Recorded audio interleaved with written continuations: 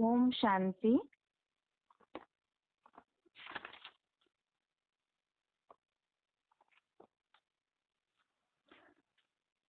Bhagavad Gita class में आज का श्लोक नंबर है तीसरे अध्याय का 37वां श्लोक, अध्याय 3, श्लोक नंबर 37। श्लोक है, श्री भगवान उवाच काम एष क्रोध एष रजोगुण समुद्भवः महाशनो महापाप्मा विद्धेनमिह वैरिणम्। श्लोक दोबारा। श्री भगवान उवाच काम एष क्रोध एष रजोगुण समुद्भवः महाशनो महापाप्मा विद्धेनमिह वैरिणम्। संधि विच्छेद है, काम एष क्रोध एष रजोगुण समुद्भवः महाशनः महापाप्मा विद्धि एनम् इह वैरिणम्। संधि विच्छेद दोबारा। काम एष क्रोध एष रजोगुण समुद्भवः महाशनः महापाप्मा विद्धि एनम् इह वैरिणम्। शब्दों का अर्थ है,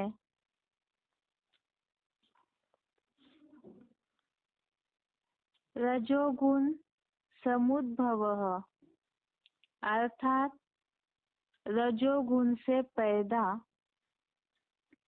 एष अर्थात यह, काम अर्थात काम विकार, एष अर्थात यह, क्रोध अर्थात क्रोध, महाशनः अर्थात बहुत भोगी है, महापाप्मा अर्थात बड़ा पापी है, इह अर्थात इस संसार में, एनम अर्थात इसको, वैरिणम विद्धि अर्थात वैरी समझ। शब्दों का अर्थ दोबारा। रजोगुण समुद्भवः अर्थात रजोगुण से पैदा, एष अर्थात यह, काम अर्थात काम विकार, एष अर्थात यह, क्रोध अर्थात क्रोध, महाशनः अर्थात बहुत भोगी है, महापाप्मा अर्थात बड़ा पापी है, इह अर्थात इस संसार में, एनम अर्थात इसको, वैरिणम विद्धि अर्थात वैरी समझ। श्लोक का अर्थ है, रजोगुण से पैदा यह काम विकार, यह क्रोध बहुत भोगी है और बड़ा पापी है, इस संसार में इसको वैरी समझ। कल के श्लोक में जैसे अर्जुन ने भगवान से ये बात पूछी है कि किसकी प्रेरणा से यह पुरुष पाप करता है, इच्छा न होते हुए भी, यह चोरी से भी किस कारण से पुरुष पाप करते हैं। इसे तो हम मुरलियों के आधार से भी समझते हैं, और भगवत गीता का तो खास सार ही है। एक तो काम महाशत्रु है और दूसरा नष्टो मोहा स्मृति लब्धा। इसमें अर्जुन ने भगवान से जो बात पूछी है उसी का जवाब भगवान ने दिया है कि रजोगुण से पैदा यह काम विकार और यह क्रोध बहुत भोगी है, बड़ा पापी है, और इस संसार में इसको वैरी समझ। कल हमने इस श्लोक का अर्थ समझा था वैसे भी, इसलिए आज संक्षेप में इसे देखेंगे। रजोगुण की शुरुआत होती है द्वापर युग से, अर्थात जब से देहभान आया। यहाँ बात आई है पाप की, और पाप का बाप है देहभान, और देहभान की शुरुआत होती है द्वापर युग से। जैसे श्लोक के नीचे नोट के रूप में एक वाक्य लिखा हुआ है, ऐसे तो सत त्रेता युग में देवगण भी श्रेष्ठ ज्ञानेंद्रियों से भोगी ही है, किंतु वे तो आत्मस्थ मन बुद्धि रूप आत्मा के संगी है। इस बात को समझने के लिए एक बार पहले श्लोक का जो क्लैरिफिकेशन वाला अर्थ है उसे भी देखते हैं। क्लैरिफिकेशन वाला अर्थ है द्वापुर से 2500 वर्ष में रजोगुण से पैदा यह डकैतों का मुखिया काम विकार और यह सत्यानाशी क्रोध बहुत भोगी है और बड़ा पापी है, क्योंकि कामांग ही विनाशी देह में आत्मा का महापापी भ्रष्टांग है। इस द्वैतवादी विधर्मियों विदेशियों के संसार में इसको वैरी समझ। श्लोक में कल के बात आई है कि पीछे से यह चोरी से बलपूर्वक पुरुष पाप करता है, और इसी का जवाब दिया है कि ये चोरी करने के लिए प्रेरित करने वाला डकैतों का मुखिया काम विकार है, और उसके साथ साथ ही सत्यानाशी क्रोध भी भोगी भी है और वो पाप भी करवाता है। अर्थात ही सबसे पहले देहभान की शुरुआत होती है, विकारों की शुरुआत होती है देहभान के कारण, और उसकी शुरुआत ही काम और क्रोध है, जिसके लिए बताया कि यही महापापी अंग है, और विधर्मियों के संसार में इसे ही आत्मा का शत्रु समझो। इसी के लिए बताया है कि सतयुग और त्रेता युग में देवगण भी श्रेष्ठ ज्ञानेंद्रियों से भोगी है। अर्थात सतयुग त्रेता युग में आत्मिक स्थिति है, मन बुद्धि जो है आत्मिक स्थिति में स्थिर रहती है, इसीलिए देवताएं श्रेष्ठ इंद्रियों से, जिसे हम एडवांस कोर्स के आधार से समझे हैं कि वहाँ सतयुग में तो आंखों का प्यार होता है, इस तरह से विकारी कोई भी भावनाएं नहीं होती है। इसलिए सतयुग त्रेता युग में स्वर्ग का जो शूट प्रैक्टिकल ब्रॉड ड्रामा का जो स्वर्ग है उसमें देवताओं के कर्म तो अकर्म होते हैं, लेकिन द्वापर युग से अलग अलग धर्मों के संग के रंग के कारण ही पाप बढ़ना शुरू होता है, और उन पापों का मूल है एक तो देहभान अर्थात रजोगुण निर्माण हुआ, और उससे ही काम और क्रोध जो पाप करवाने वाले भोगी विकार है उनकी शुरुआत होती है, और वही सत्यानाशी भी है। ये इस श्लोक का अर्थ है। इसे और अच्छी तरह से समझने के लिए सिलेक्टेड पॉइंट और मुरली के पॉइंट्स देखेंगे, लेकिन उसके पहले श्लोक का उच्चारण।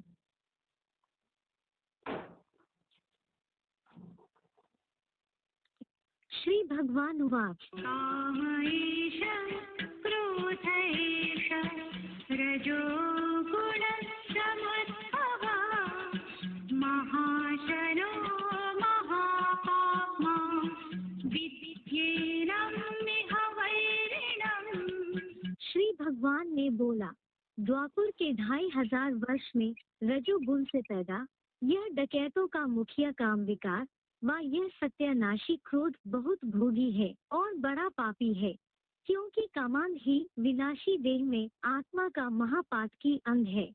इस द्वैतवादी विधर्मियों विदेशियों के संसार में इसको वैरी समझ। ऐसे तो सत्त्रेता युग में देवगण भी श्रेष्ठ ज्ञानेंद्रियों से भोगी ही हैं, किंतु वे तो आत्मस्थ मन बुद्धि रूप आत्मा के संग ही है।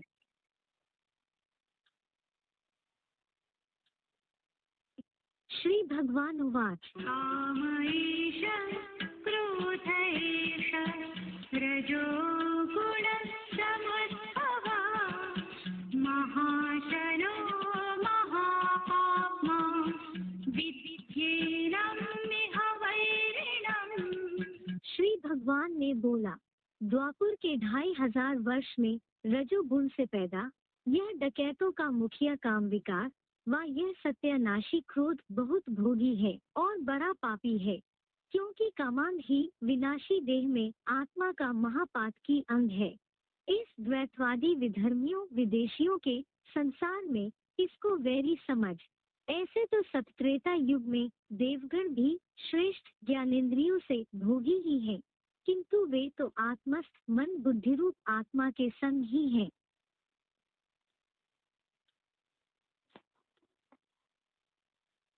इसी श्लोक से रिलेटेड पॉइंट है VCD नंबर 2387, VCD नंबर 2387। कामेश क्रोधेश रजोगुण समुद्भव।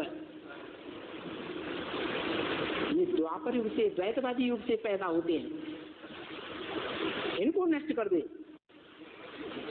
तो देखो, भगवान ने कोई किसी व्यक्ति को हिंसा करने की बात नहीं कही है गीता में। भगवान ने तो ये कहा है, ये जो काम महाशत्रु है इसके ऊपर जीत पा, इसको भस्म कर दे, राख बना दे। और शास्त्रों में ये बात प्रसिद्ध है कि कामदेव को किसने भस्म किया, राख बनाया है? कहते हैं शंकर ने राख बनाया। तो जब राख बनाया तो काम को भस्म किया, अपने अंदर के कामदेव को भस्म किया, फिर कोई बाहर का देवता था जिसको भस्म किया? अपने अंदर के काम को भस्म किया। और वो तो मुख्य डकैत है, काम क्रोध लोभ मोह अहंकार की मंडली है डकैतों की। उस मुखिया को नष्ट कर दिया तो सब अपने आप भाग खड़े होंगे। इसलिए कहा जाता है काम जीते जगत जीत, इंद्रिय जीते। कौन सी इंद्रिय? काम इंद्रिय जीते जगत जीत।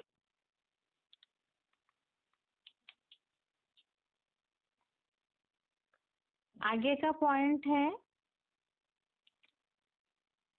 VCD नंबर 1844, VCD नंबर 1844, 1 घंटा के बाद से।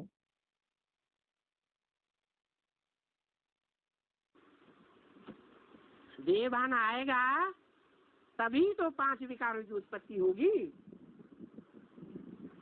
तो इन 5 विकारों पर विजय परम पिता परमात्मा शिव ने आकर के सिखाई। तो कृष्ण का नाम देने से ये महाभारत लड़ाई सिद्ध नहीं होती है। गीता में कौन सी लड़ाई बताई है? अरे गीता में तो साफ लिखा है, यही पापमानम, ये काम विकार महापापी है, इसको जीत ले। कामेश क्रोधेश रजोगुण समुद्भव। ये रजोगुण से पैदा होने वाले हैं काम विकार और क्रोध विकार। सत्व गुण से इनकी पैदाइश नहीं होती है। ये सतयुग रचने वाले नहीं है। सत्व गुण से सतयुग की स्थापना होगी।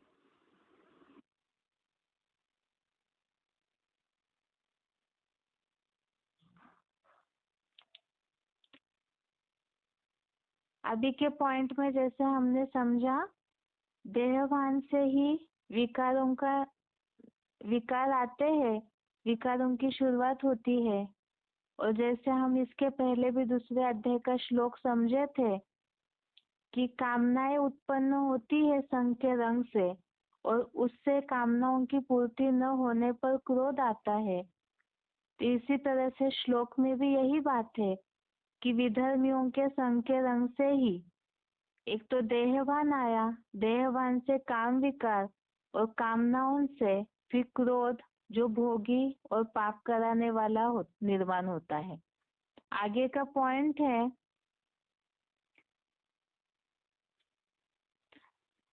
सिलेक्टेड पॉइंट का नंबर 190, सिलेक्टेड पॉइंट नंबर 190।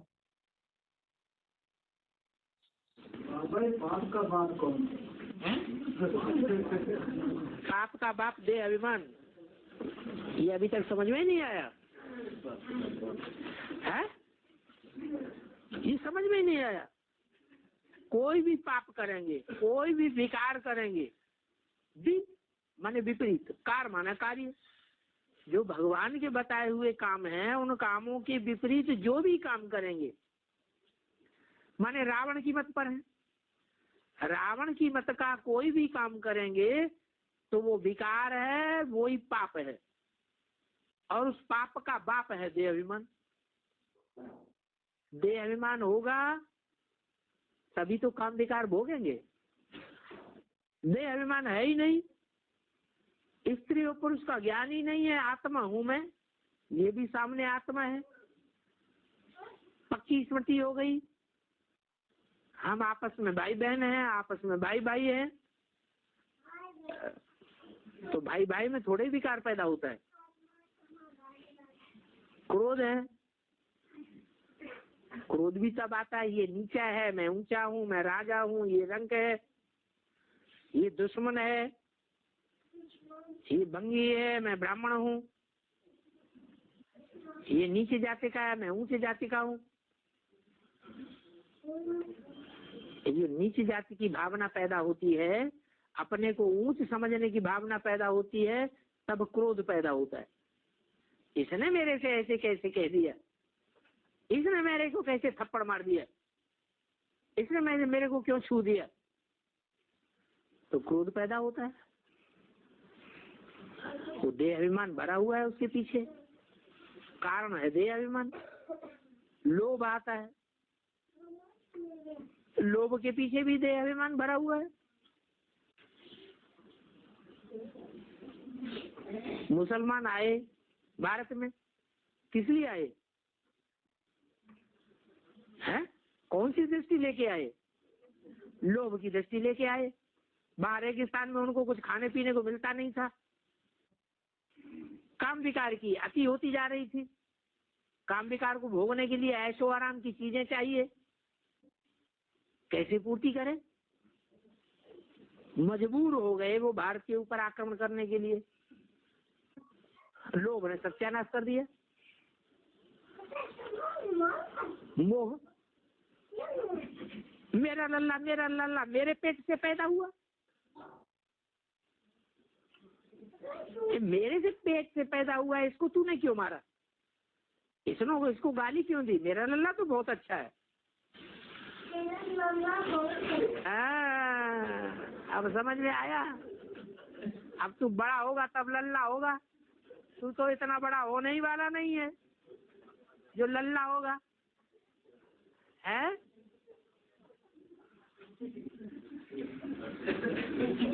अरे इधर नहीं देखता है, और लल्ला पैदा करेगा कि नहीं? अरे तूने तो उंगली दबा ली मुंह में है। तो वो मोह का जो कारण है वो क्या हुआ? देह अभिमान, मेरी देह से पैदा हुआ लल्ला। ऐसे ही अहंकार। पांचों विकार क्या, जो भी छठा विकार भी हो, सातवां भी हो, सभी विकारों का मूल है देह अभिमान। इसलिए रावण के सर के ऊपर गदा दिखाते हैं। वो देह अभिमान को मार दो तो पापों के बाप को ही खत्म कर दिया।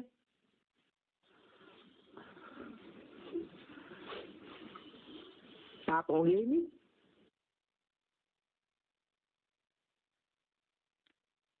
अभी के पॉइंट में जैसे बताया कि देह भान के कारण ही 5 विकार आते हैं और उससे ही पाप होते हैं। जैसे हमने 35 नंबर श्लोक भी देखा था कि परधर्म से ही खतरनाक हो जाता है।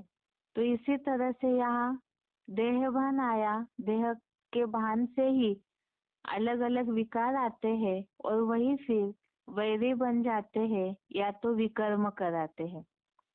आगे का पॉइंट है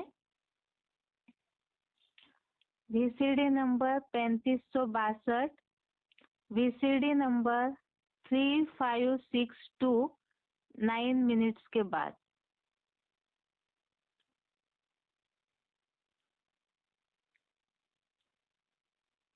तो वो वाम मार्ग में गिरे तो पतित हो गए और फिर तो लगातार गिरते गए हो और फिर संग के रंग से कैरेक्टर बिगड़ते ही गए।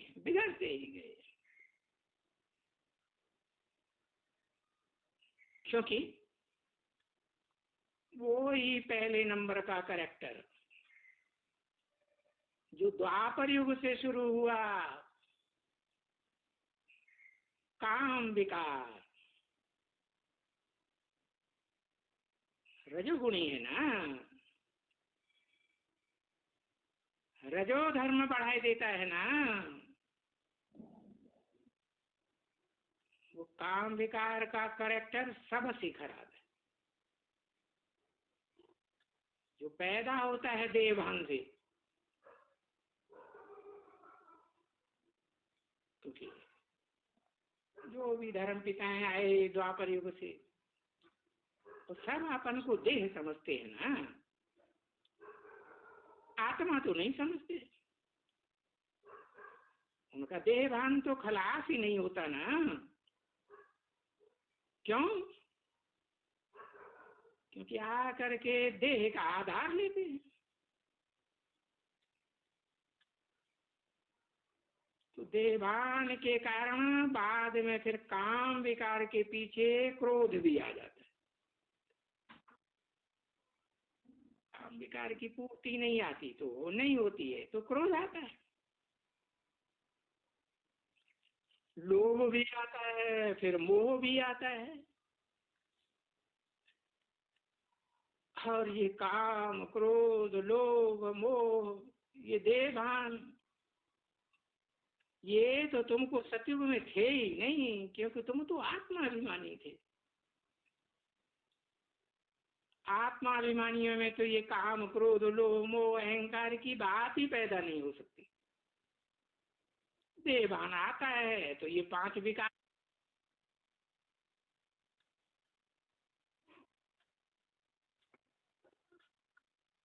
अभी के पॉइंट में भी श्लोक का सार ही बताया है कि रजोगुण से ही जैसे देहभान आया, देहभान से विकार आए और फिर उसी से ही पाप होते हैं।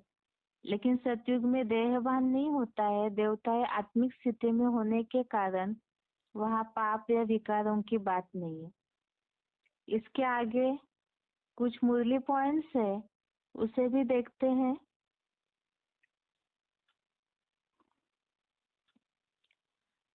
मुरली तारीख है 18 अगस्त 1990। साकार मुरली डेट है 18 अगस्त 1990। बड़े ते बड़ा विकर्म है देह अभिमानी बनना। बड़े ते बड़ा विकर्म है देह अभिमानी बनना। दूसरा पॉइंट है मुरली तारीख 19 अगस्त 1968, मुरली तारीख 19 अगस्त 1968। देह अभिमान का विघ्न तो बहुत ही पड़ता है। देह अभिमान ऐसा है जो पागल कर देती है, कुछ न कुछ उल्टा काम करते ही रहते हैं। ऐसे लोग समझते ही नहीं है कि देहभान है। देही अभिमानी बनने की रौनक बहुत थोड़ों में है। तभी बाबा कहते हैं कि माया बड़ी दुस्तर है। पॉइंट दोबारा,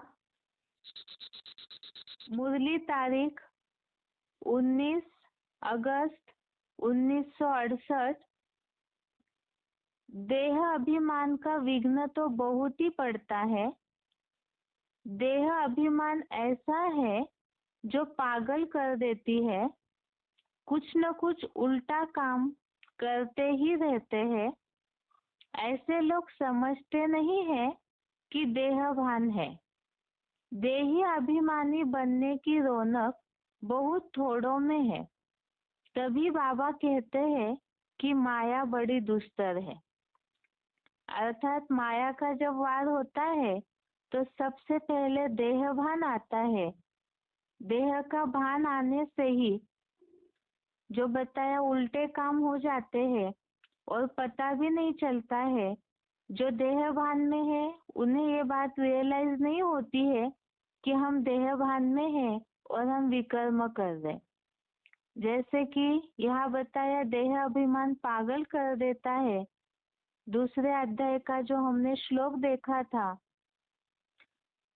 काम से क्रोध की उत्पत्ति होती है, उसमें ये बात आई थी कि बुद्धि मूढ़ बन जाती है, मूर्ख बन जाते हैं।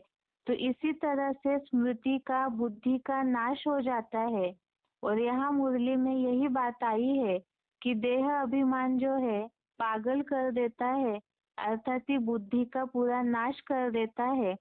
और वही फिर विकार भी आते हैं, माया के कारण ही उल्टे काम होते हैं। और जैसे देही अभिमानी अर्थात आत्मिक स्थिति वालों की, आत्मिक स्थिति की प्रैक्टिस की रौनक बहुत थोड़ों में है, ऐसे बताया है।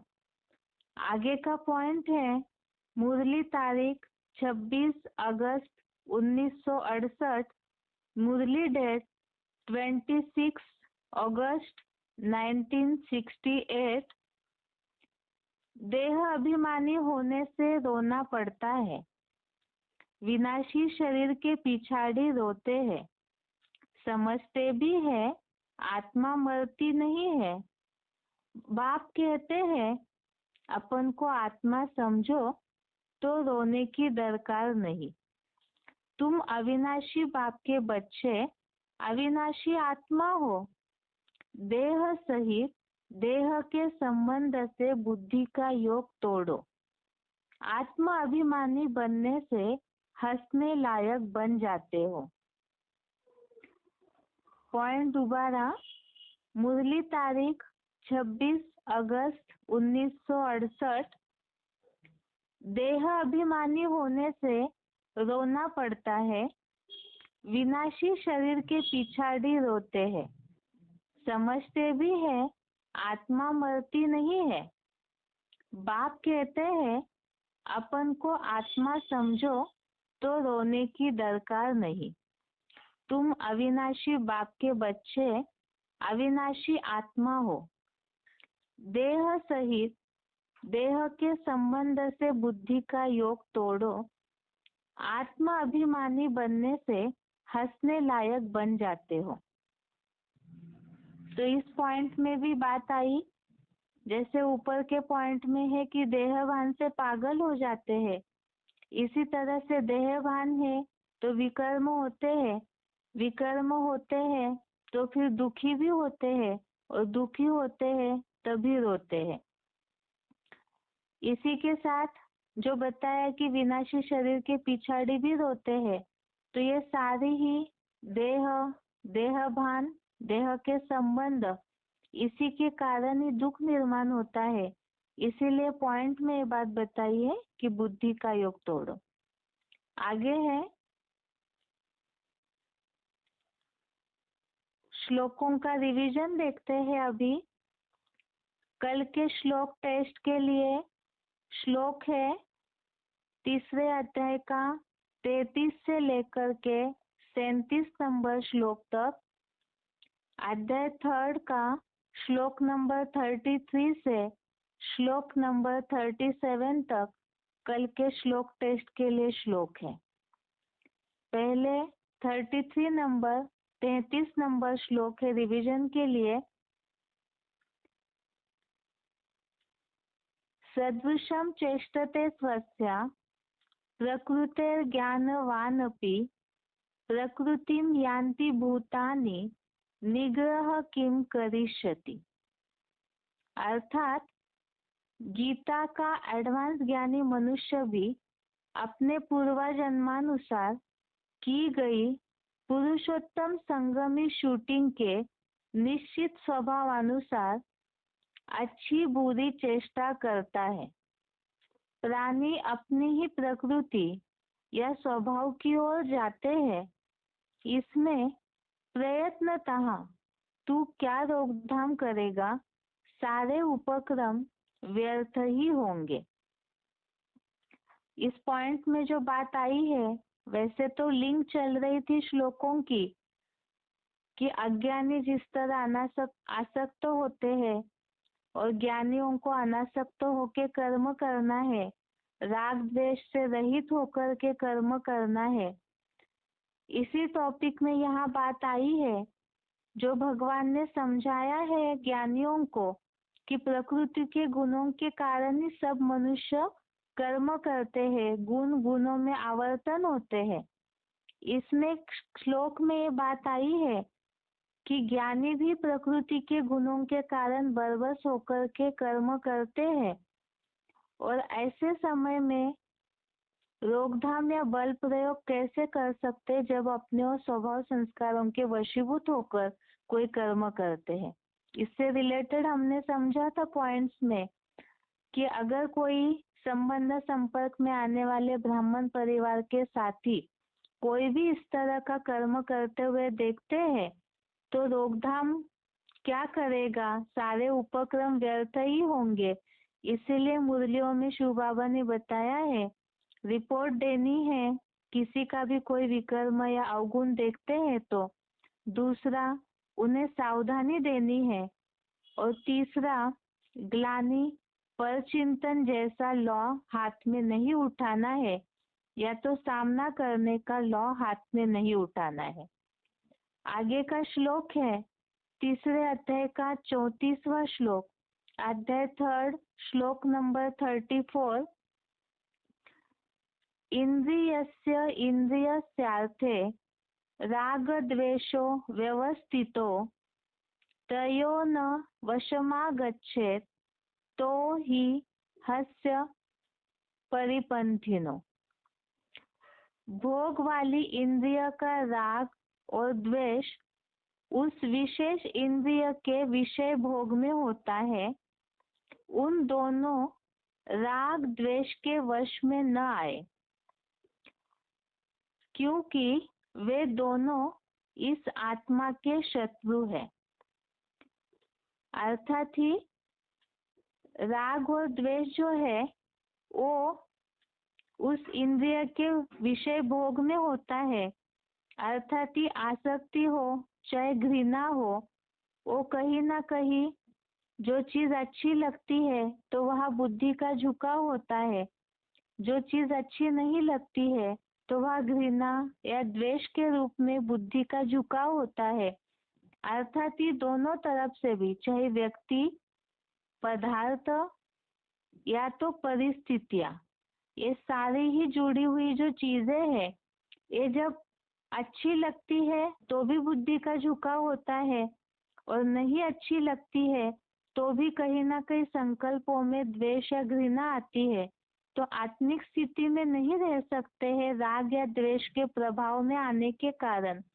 इसी का समाधान ही रेफरेंस श्लोक में बताया है, दूसरे अध्याय का 48वां श्लोक, अध्याय 2 का श्लोक नंबर 48 में, समत्वम योग उच्यते, अर्थात ही राग द्वेष या जय पराजय जैसी भी स्थिति हो, सब में समान रहना है, क्योंकि वे दोनों ही इस आत्मा के शत्रु है। अर्थात ही बुद्धि को, मन बुद्धि की अवस्था को हिला देते हैं, दुखी कर देते हैं, विकर्म करा देते हैं, इसीलिए दोनों भी शत्रु है। और ऐसे समय में इसके लिए समाधान बताया है कि उदासीन वदासीन, अर्थात 9वें अध्याय का 9वां श्लोक और 14वें अध्याय का 23वां श्लोक, अध्याय 9 श्लोक नंबर 9, अध्याय 14 श्लोक नंबर 23, ये दोनों रेफरेंस श्लोक में साक्षी दृष्टा की बात बताई है कि उदासीन की भांति होकर के आत्मिक स्थिति में स्थिर होकर के साक्षी होकर के रहना है, अर्थात राग द्वेष कोई भी झुकाव में नहीं आना है। आगे का श्लोक है 35 नंबर श्लोक, 35 नंबर श्लोक, श्लोक है श्रेयान स्वधर्मो विगुणः परधर्मात् स्वनुष्ठितात् स्वधर्मे निधनम श्रेय परधर्मो भयावह। स्वधर्म का पालन करने से सत रजादि गुण विहीन निराकार चेतन आत्मा का धर्म जड़त्वमय प्रकृति के धर्म से श्रेष्ठ है। अपनी चेतन आत्मा के धर्म में देह त्याग रूप मरना श्रेष्ठ है। इस्लामी, बौद्धि आदि विदेशी विधर्मी देहाभिमानियों का धर्म अति खतरनाक है। इस श्लोक में जैसे बताया है, अभी तक जो श्लोक चल रहे थे उसमें खास तो दैहिक आसक्ति की जो बातें बताई है कि किस तरह साक्षी होना है, या तो फिर देहभान के कारण जिस तरह बरबस होके सब कर्म करते हैं, तो इसीलिए खास श्लोकों का सार बताया है आत्मिक स्थिति। जो इसमें बात आई है स्वधर्म का पालन करने से, अर्थात ही आत्मा का जो धर्म है वो स्वधर्म है, आत्मिक स्थिति, ये धर्म श्रेष्ठ है। और जड़त्वमय प्रकृति का जो धर्म है वो दुखदाई है, जिसके लिए ये बताया है।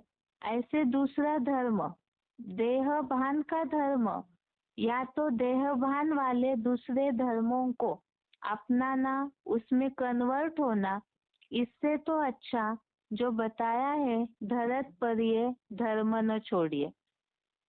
और ये देह अभिमानियों का धर्म खतरनाक है, अर्थात दूसरे धर्मों को अपनाते हैं प्रभावित होकर, कन्वर्ट होकर के, तो वो अपने धर्म में दुखी देंगे।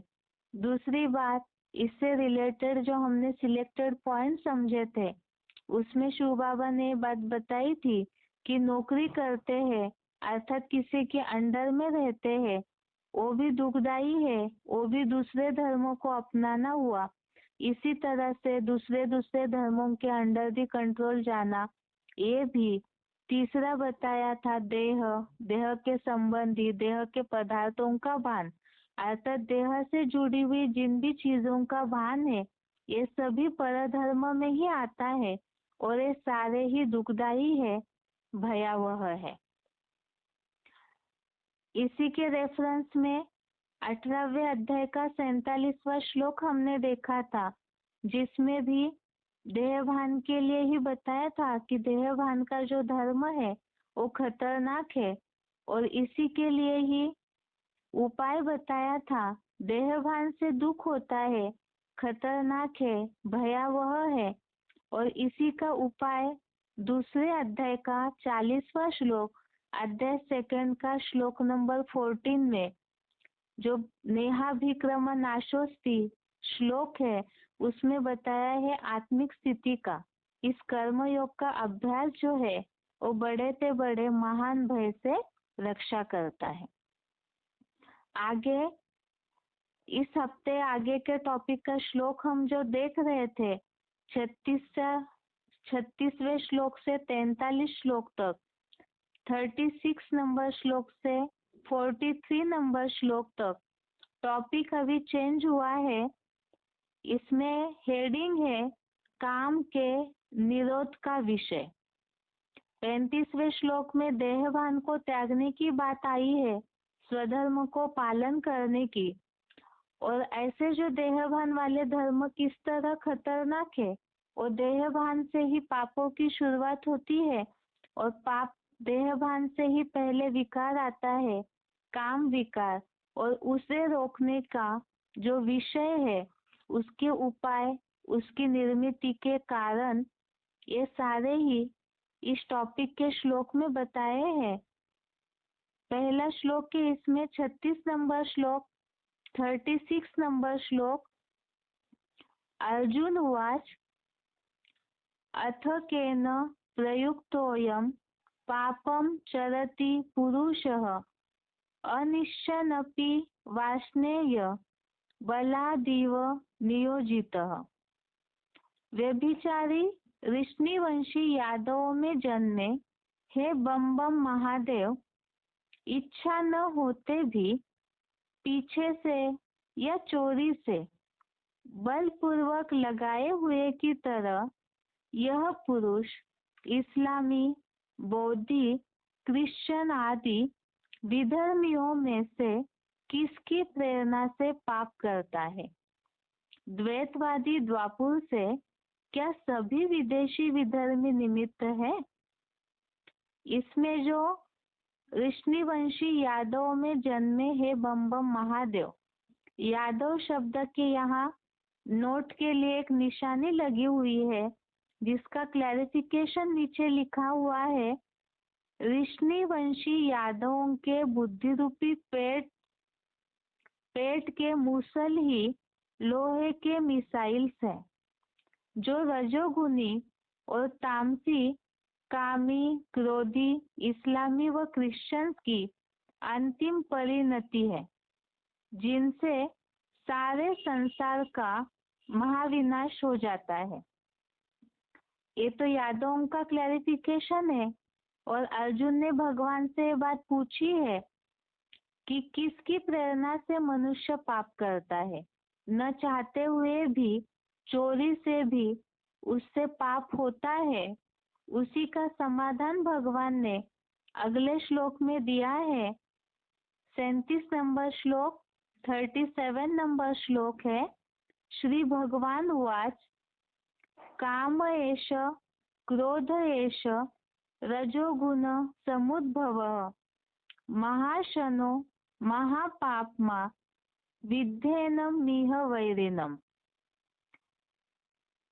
द्वापर से 2500 वर्ष में रजोगुण से पैदा यह डकैतों का मुखिया काम विकार और यह सत्यानाशी क्रोध बहुत भोगी है और बड़ा पापी है, क्योंकि कामांग ही विनाशी देह में आत्मा का महापापी भ्रष्टांग है। इस द्वैतवादी विधर्मियों विदेशियों के संसार में इसको वैरी समझ। नीचे नोट लिखा है, ऐसे तो सत त्रेता युग में देवगण भी श्रेष्ठ ज्ञानेंद्रियों से भोगी ही है, किंतु वे तो आत्मस्थ मन बुद्धि रूप आत्मा के संगी है। तो सतयुग त्रेता युग में देहभान नहीं होता है, आत्मिक स्थिति है। और द्वापर से देहभान आने के कारण पापों की शुरुआत होती है। और यही काम और क्रोध जो संसार में दोनों भी वैरी है, अर्थात आत्मा के बड़े शत्रु है। यही सप्ताह के श्लोकों का रिवीजन है। अभी बेसिक कोर्स का रिवीजन देखते हैं।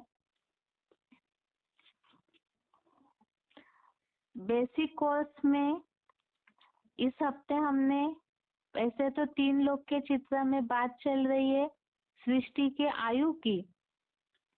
इसमें हमने जो अभी तक समझा था, गीता के श्लोकों के आधार से जो शब्द आए हैं उसमें समय तो दर्शाया गया है, लेकिन गीता में काल चक्र का जो समय है वो एक्यूरेट स्पष्ट नहीं हुआ है कि कितने वर्षों का सृष्टि का चक्र है।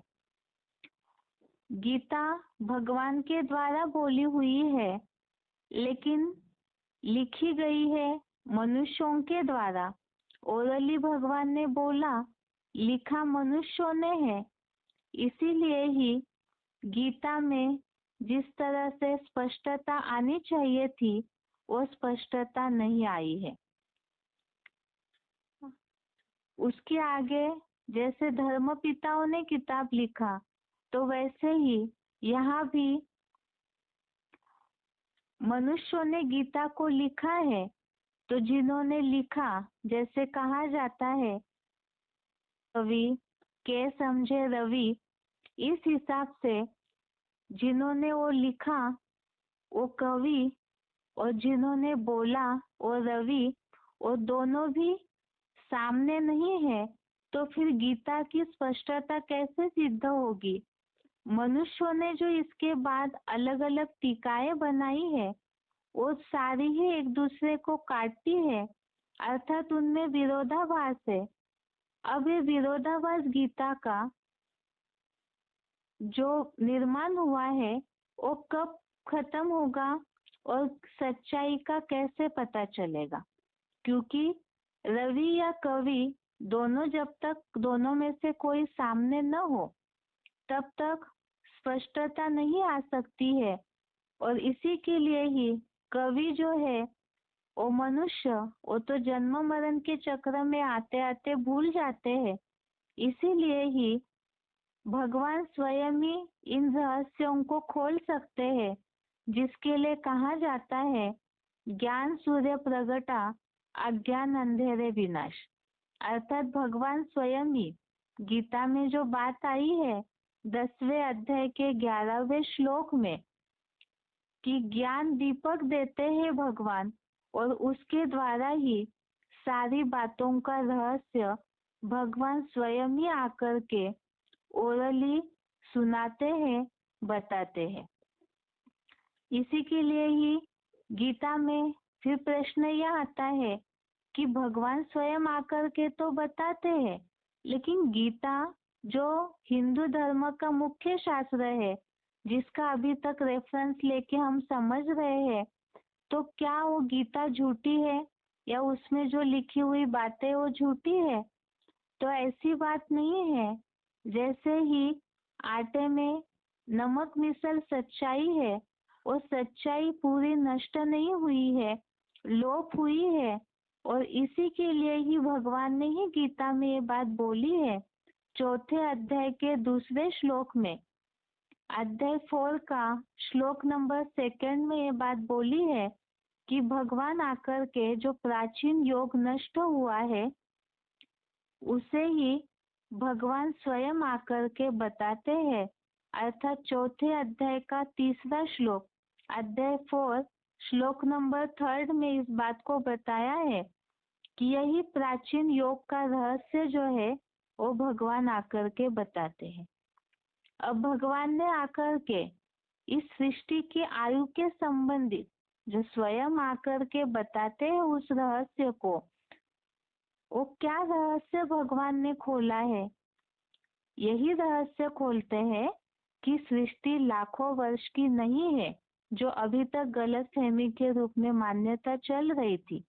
तो भगवान ने इस रहस्य को उजागर किया कि सृष्टि केवल 5000 वर्ष की है, और ये सृष्टि रूपी नाटक जो 5000 वर्ष का है उसकी हुबहू पुनरावृत्ति होती है।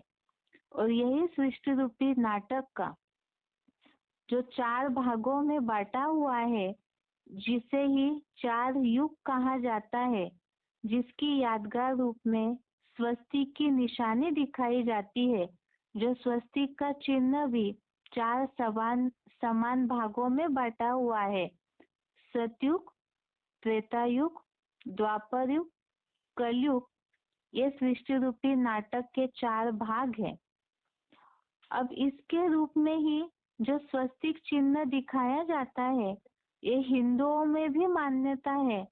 साथ साथ कई ऐसे धर्म है, कई ऐसे देश है जो स्वस्तिक को अलग अलग डिजाइन के रूप में मानते हैं। अब प्रश्न आता है कि स्वस्तिक का चिन्ह जो शुभ रूप में, शुभ चिन्ह के रूप में पूजाओं में, मंदिरों में उपयोग किया जाता है, शुभ संकेत के रूप में माना जाता है, तो इसका क्या कारण है? जो पंडित, पुजारी, विद्वान, साधु संत इस स्वस्तिक को शुभ मानते हैं, तो क्या वो स्वस्तिक के रहस्य को जानते हैं? नहीं जानते हैं, क्योंकि वो स्वयं जन्म मरण के चक्र में आने वाले हैं। इसीलिए इन रहस्यों को कोई भी मनुष्य नहीं बता सकते हैं। और इसे ही स्वस्तिक ये शुभ कैसे हुआ, क्यों माना जाता है, इस रहस्य को ही जो जन्म मरण के चक्र से न्यारे है भगवान, वही स्वयं आकर के इस स्वस्तिक के रहस्य का राज खोलते हैं। अब प्रश्न फिर आता है कि क्या स्वस्तिक का चिन्ह रखने मात्र से ही शुभ हो सकता है? अगर ऐसे है तो सभी चिन्ह ही निकालते रहेंगे, कर्मों की तरफ कोई ध्यान ही नहीं देगा, जबकि कर्म करने से ही शुभ या अशुभ कर्मों पे डिपेंड है। तो फिर स्वस्तिक का ये जो चिन्ह है, इसको रखने के पीछे का राज क्या है? अभी तक हमने जैसे समझा, स्वस्तिक ये सृष्टि चक्र के 4 युगों से जुड़ी हुई निशानी है, और इसी रहस्य को ही भगवान आकर के बताते हैं कि स्वस्तिक के केवल चिन्ह रखने मात्र से ही नहीं खुलेगा राज, बल्कि ये जो सृष्टि चक्र है, जो स्वस्तिक से जुड़ा हुआ है, या स्वस्तिक सृष्टि चक्र के इस सृष्टि रूपी नाटक से जुड़ा हुआ है, तो उस रहस्य को जानकर उस अनुसार कर्मों को सुधारना होगा। अब उस राज को भी भगवान ही आकर के खोल रहे हैं कि सृष्टि चक्र में क्या राज है। सबसे पहला राज सृष्टि चक्र का है कि ये सृष्टि रूपी अद्भुत नाटक है, ये मनुष्य सृष्टि का अद्भुत नाटक है, जिसके बारे में भगवत गीता में भी ये बात आई है, और भगवान भी इस रहस्य को बता रहे हैं कि ये प्रकृति और पुरुष का खेल है। अर्थात यहाँ स्त्री पुरुष की बात नहीं है, बल्कि भगवत गीता में 13वें अध्याय के 21वां श्लोक, अध्याय 13 का श्लोक नंबर 21 में ये बात आई है, पुरुषः प्रकृति स्तो ही। अर्थात ही ये आत्मा जो है वो पुरुष है, जो शरीर रूपी पुरी में आराम से शयन करती है। आत्मा पुरुष है और शरीर जो 5 तत्वों का पुतला है वो प्रकृति है, और आत्मा प्रकृति के गुणों में आसक्त होने के कारण ही जन्म का कारण बन जाता है। अब इस सृष्टि रूपी नाटक में ये जो आत्मा और शरीर अर्थात प्रकृति और पुरुष के द्वारा ये जो नाटक चलता है, इसमें आत्माएं इस सृष्टि रूपी रंगमंच पर आकर के अपना अलग अलग पार्ट निभाती है। इसे ही विलियम शेक्सपियर ने भी इस बात का उल्लेख किया है कि आप एक किरदार है, किरदार अर्थात एक्टर है, पार्टधारी है, और ये दुनिया एक रंगमंच है। अब जैसे नाटक में जो एक्टर्स होते हैं वो अलग अलग वेशभूषा धारण करके, अलग अलग पोशाक वस्त्र धारण करके पार्ट बजाते हैं, इसी तरह से ही आत्मा भी अलग अलग शरीर रूपी वस्त्र धारण करके अलग अलग शरीर धारण करके जन्म लेती है और फिर शरीर छोड़ती है।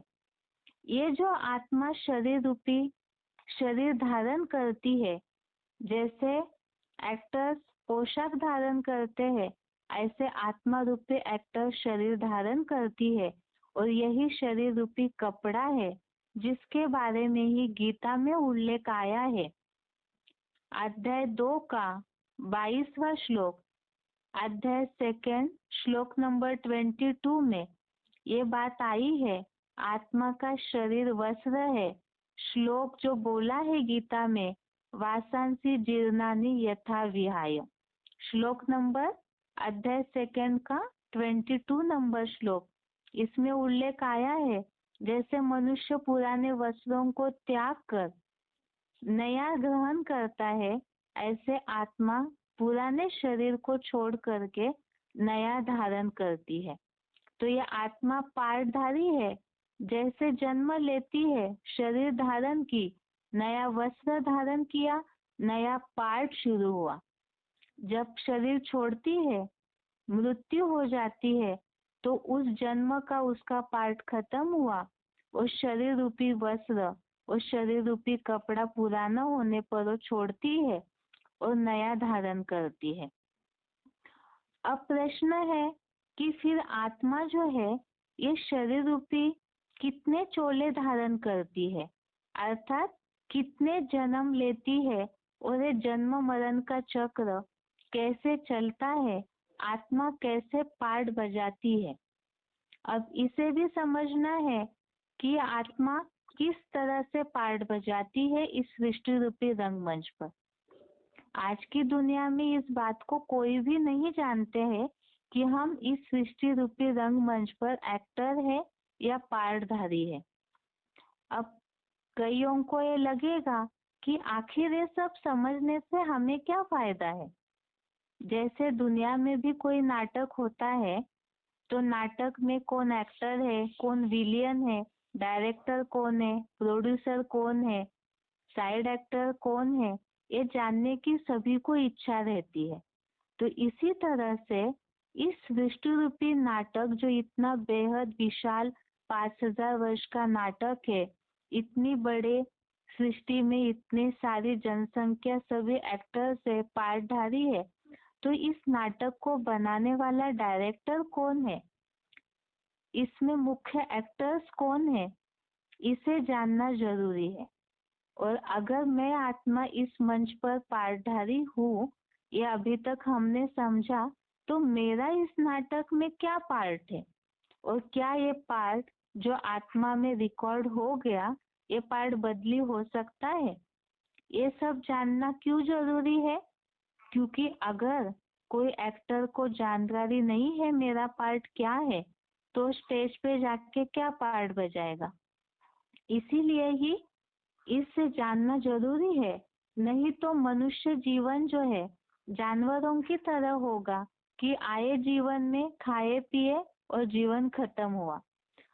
और इसे ही इस राज को भी भगवान आकर के खोलते हैं कि सृष्टि रूपी इस नाटक की किस तरह से चक्र चलता है। इस सृष्टि रूपी नाटक के 4 सीन है, जिसे 4 अवस्थाएं बोला है। इस सृष्टि पर हर चीज 4 अवस्थाओं से प्रसारित होती है। जैसे मनुष्य का जीवन में बचपन, किशोर अवस्था, जवानी, बूढ़ापा, इसी तरह से ये सृष्टि भी उसी से तुलना की हुई है। सतो प्रधान सतयुग, सतो सामान्य त्रेता युग, रजो प्रधान द्वापर युग और तमो प्रधान कलयुग। इस तरह से ही जैसे कोई मकान शुरू में अच्छा सुखदायी होता है और पुराना होने पर जर्जरीभूत होता है, तो ये सृष्टि भी इस तरह से 4 अवस्थाओं से 4 युगों से प्रसारित होके कलयुग अंत में दुखदायी जर्जरीभूत हो जाती है। जैसे ये सृष्टि रूपी नाटक के 4 सीन है, तो आत्मा भी इस नाटक की पार्टधारी है। तो आत्मा किस तरह से 4 अवस्थाओं से प्रसारित होती है, जैसे सृष्टि का चक्र घूमता है, उसी के साथ ही आत्मा का भी जन्म मरण का चक्र घूमता है। आत्मा भी 4 अवस्थाओं से प्रसारित होती है। जैसे नई सृष्टि शुरुआत हुई, इसके लिए हमने श्लोक देखा था कि परम धाम से आत्माओं को सृष्टि की शुरुआत में छोड़ते हैं परमात्मा, और कलयुग अंत में अर्थात रात्रि के अंत में आत्माएं फिर वापस अपने धाम लौटने का समय होता है। लेकिन इसके पहले जैसे आत्मा जब इस सृष्टि पर उतरती है तो उन्हें वापस जाने का रास्ता नहीं मिलता है। कारण हमने देखा कि जैसे ही शरीर का आधार लिया तो आत्मा प्रकृति के गुणों में आसक्त होने के कारण इसी सृष्टि में उलझ जाती है, और जब उलझ जाती है तो जन्म मरण के चक्र में आते आते सुख भोगते भोगते ही आत्मा रूपी बीज जो है वो कमजोर हो जाता है। जैसे बीज बार बार बोते बोते फसल या उपज निकलने की क्षमता कम होती है, ऐसे आत्मा भी जन्म मरण के चक्र में आने के कारण कमजोर हो जाती है। उसकी ये जो कमजोरी है, क्षीणता है, या तो आत्मा की जो संपन्नता है, शक्तिशालीपना है, इसे ही आत्मा की कला के रूप में बोला जाता है। आत्मा सतयुग में 16 कला संपन्न होती है और त्रेता में 8, 12, 14 कला, द्वापर युग में 8 कला और कलयुग अंत में कलाहीन बन जाती है आत्मा। एक कला होती क्या है? आत्मा की कला अर्थात ही आत्मा की शक्ति का मेजरमेंट या नाप है। जैसे चंद्रमा की 16 कलाएं, अमावस्या में चंद्रमा पूरा अंधेरे वाला होता है, उसकी रोशनी बढ़ते बढ़ते पूर्णिमा में फुल हो जाता है, तो 16 कला संपूर्ण चंद्रमा में पूर्णिमा में पूरी रोशनी होती है। उसका ये सर्कल जैसे चलता है अमावस्या पूर्णिमा का, इसी तरह से आत्मा में जब ज्ञान की रोशनी पूरी भरी पूरी है तो सतयुग की शुरुआत में वो कला संपन्न होती है, और जन्म मरण के चक्र में आते आते ज्ञान की रोशनी, समझ की शक्ति पूरी कम हो जाती है, अर्थात ही आत्मा कलाहीन बन जाती है। अब जब पूरी आत्मा कलाहीन बन गई कलयुग अंत में, तो फिर क्या आत्मा दोबारा अपनी पावर को भर सकती है? फिर से वैसी आत्मा की रोशनी कैसे आएगी? क्या यह संभव है कि आत्मा फिर से संपन्न हो जाए? तो इसे समझने के लिए ही पहले तो भगवान आकर के मनुष्यों के अंदर से आत्मा का जो जन्म मरण के चक्र का रहस्य है उसे खोलते हैं। आत्मा में पावर कैसे भरती है, इसे समझने के लिए ही आत्मा के जन्म मरण के चक्र को, जन्म मरण की कहानी को जानना जरूरी है। तो मनुष्य आत्मा जो है वो 84 जन्म लेती है, लेकिन इसके बारे में ही जैसे गलतफहमी लोगों में, मनुष्यों में बैठी हुई है, यही गलतफहमी बैठे रहती है कि वास्तव में आत्मा हर युग में कैसे जन्म लेती है और कैसे 4 अवस्थाओं से प्रसारित होती है। मनुष्यों का ये जो जन्म मरण की कहानी है, इसे समझने का कईयों ने प्रयास किया, लेकिन ये जन्म और मृत्यु के बाद क्या होता है, इस रहस्य को कोई भी नहीं ढूंढ पाए। क्यों? क्योंकि इसे हमने पहले भी समझा है। मनुष्य जन्म मरण के चक्र में आने के कारण सब कुछ भूल जाते हैं, और भगवान ही आकर के ये जन्म मरण के रहस्यों को बताते हैं, जिसके लिए भगवत गीता में 4थे अध्याय का 5वां श्लोक, अध्याय 4 का श्लोक नंबर 5 में यह बात आई है कि हे अर्जुन, तुम अपने जन्मों को नहीं जानते हो, मैं जानता हूँ। तो भगवान ये जन्मों के रहस्यों का पहला भ्रम यही मिटाते हैं कि मनुष्य आत्मा अपने कर्मों के अनुसार पुनर्जन्म लेती है और पशु पंछियों के रूप में मनुष्य आत्मा जन्म नहीं लेती है। अर्थात ही मनुष्य आत्मा 84 लाख योनियों में नहीं, पशु पंछी योनियों में नहीं, बल्कि केवल 84 जन्म मनुष्य जन्म ही लेती है। अब जब मनुष्य जन्म ही लेती है, फिर ये जो मान्यता है कि बड़े भाग मानुष तन पावा, सूर नर मुनि सब ग्रंथन गावा, अर्थात मनुष्य जन्म जो है वो बहुत दुर्लभ है, एक ही जन्म मनुष्य का मिलता है। इस तरह से जो प्रचलन हुआ है, गाया जाता है, तो क्या ये मान्यता झूठ है? नहीं, ये मान्यता झूठ नहीं है। फिर ये सच है तो कैसे सच है?